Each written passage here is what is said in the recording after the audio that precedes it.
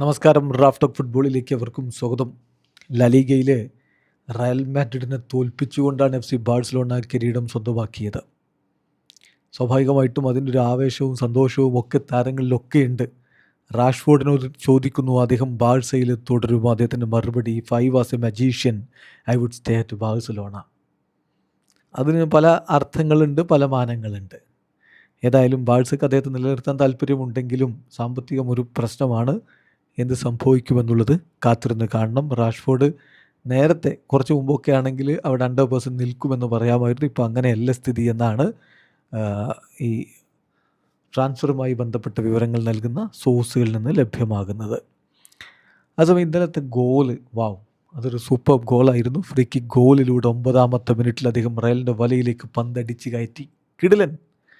പക്ഷേ Ferran Torres അതിനെക്കുറിച്ച് പറയുന്നുണ്ട്, റാഷ്ഫോർഡിന് ശരിക്കും ഫ്രീ കിക്ക് നേരെ പോസ്റ്റിലേക്ക് അടിക്കാൻ അത്ര ഒരു ആവേശമുണ്ടായിരുന്നില്ല.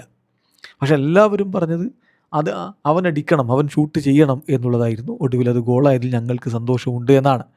ഈ വിഷയത്തിൽ ഇപ്പോൾ റാഷ്ഫോർഡ് തന്നെ തൻ്റെ പ്രതികരണം നടത്തിയിട്ടുമുണ്ട്. അദ്ദേഹത്തിൻ്റെ കരിയറിലെ ആദ്യത്തെ ലാലിഗ കിരീടമാണ് ഇപ്പോൾ റാഷ്ഫോർഡ് സ്വന്തമാക്കിയിരിക്കുന്നത് എന്ന കാര്യം കൂടി നോക്കുക.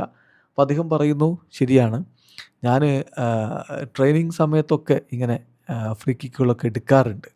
സത്യം എന്താണെന്ന് വെച്ചാൽ ഞാനത് ഷൂട്ട് ചെയ്യണം എന്നുദ്ദേശിച്ചതല്ല.